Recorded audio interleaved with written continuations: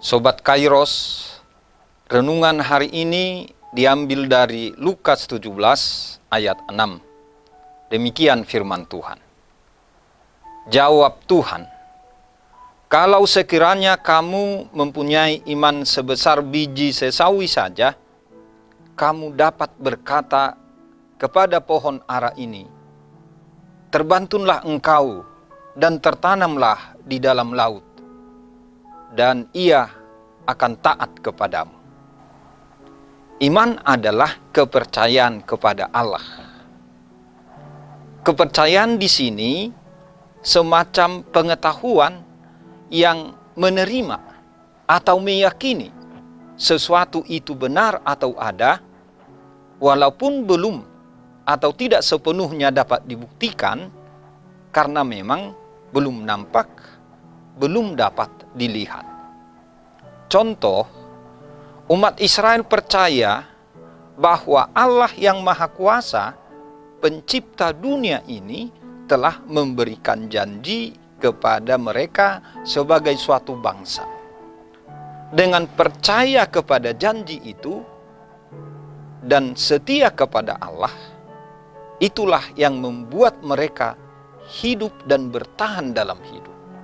Di sini, percaya kepada janji Allah itu disebut iman atau beriman. Atau juga secara individu, orang Israel memiliki kepercayaan bahwa Allah itu baik kepada setiap orang yang tulus hatinya. Nah, seorang tokoh dalam Alkitab, kita tahu Abraham beriman atau percaya bahwa Allah pasti akan memenuhi janji-janjinya kepada dia dan kepada keturunannya.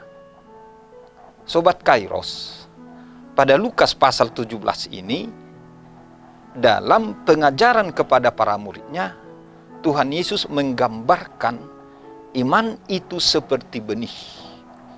Benih yang tampaknya kecil dan lemah, tetapi di dalamnya ada kehidupan. Dan jika dirawat, ia akan tumbuh dan mampu melepaskan kuasa. Suatu kuasa yang luar biasa. Kuasa yang luar biasa inilah yang digambarkan Yesus dengan jawabannya kepada para muridnya. Kalau sekiranya kamu mempunyai iman sebesar biji sesawi saja, kamu dapat berkata kepada pohon ara ini, terbantunlah engkau dan tertanamlah di dalam laut, dan ia akan taat kepadamu. Di sini memang Tuhan Yesus mengajar atau memberi nasihat dalam bentuk perumpamaan. Namun intinya itulah yang tadi. Iman itu seperti benih, tampaknya kecil dan lemah, tetapi di dalamnya ada kehidupan. Dan jika dirawat, ia akan tumbuh dan melepaskan kuasa. Atau seperti sebelumnya, iman itu adalah keyakinan atau kepercayaan kepada Allah, percaya kepada kuasanya, percaya kepada firman-Nya, dan bahwa Allah itu baik kepada setiap orang yang tulus hatinya, yang berharap hanya kepadanya. Sobat Kairos, jika demikian, kita memerlukan iman dalam berbagai aspek kehidupan kita ini. Pertama, iman untuk mengampuni. Kita mungkin akan menyerah jika menghadapi orang yang terus hidup dalam dosa-dosanya dan tidak mau berubah. Namun, disinilah kita harus mau mengampuni mereka sambil berharap dan percaya bahwa Tuhan akan bekerja dalam hidup mereka. Disinilah kita dengan iman kita menjadi batu loncatan bagi mereka, atau jembatan juga, bukan batu sandungan atau bukan pintu yang menutup. Kedua, iman untuk melayani.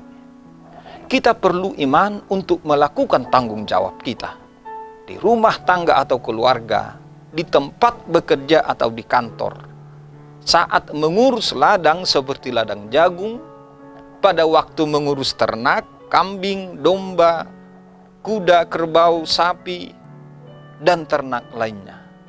Saat mengurusi kebun kelapa sawit, kebun kopi, kebun coklat, saat mengelola rumah hunian, kamar kontrakan, dan sejumlah usaha lainnya seperti mesin cetak, fotokopi, catering makanan, Grab motor, Grab car atau Grab mobil, tambang batu bara, tambang emas, perusahaan angkutan di darat, laut, dan udara, perusahaan atau hotel, pokoknya segala sesuatu yang menjadi tanggung jawab kita dalam hidup sehari-hari.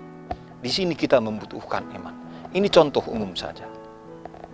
Bahkan kita membutuhkan iman, dan iman itu kita perlukan untuk melakukan perkara besar, seperti memindahkan gunung. Dan ini contoh pribadi. Kita butuhkan iman untuk move on. Kita butuhkan iman untuk keluar dari zona nyaman, untuk bertolak ke tempat yang lebih dalam, untuk beralih dari cara berpikir yang picik dan sempit, tertutup dan kaku, ke cara berpikir yang lebih luas, terbuka, dan fleksibel. Sobat Kairos, dalam semuanya ini, kita butuh iman. Iman yang hidup, iman yang kuat, iman yang besar, dan iman yang memiliki dinamit atau kekuatan besar. Bukankah Yesus pernah berkata, tidak ada yang mustahil bagi orang percaya. Markus 9:23. Dan ini berarti semuanya mungkin bagi orang yang memiliki iman. Semuanya mungkin bagi orang yang memiliki iman yang hidup. Iman yang bekerja dalam kehidupan kita. Amin.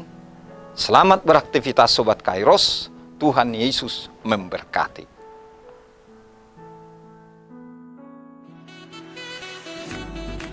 Tak berkesudahan kasih Tuhan. Tulisan ini dikumpulkan menjadi satu buku dan mudah-mudahan bermanfaat bagi pembacanya. Tuhan mantapkan langkahku. Pendeta Median KH Sirait MTH, Preses HKBP Distrik 8 DKI Jakarta Raya. Sikap dan peran pendeta HKBP di era revolusi industri 4.0. Buku karya Pendeta Median KH Sirait. Panggilan merawat masa depan. Buku karya Pendeta Median KH Sirait. Disajikan sederhana dengan gaya penulisan populer, menjadikan isi buku ini hangat dan perlu dibaca.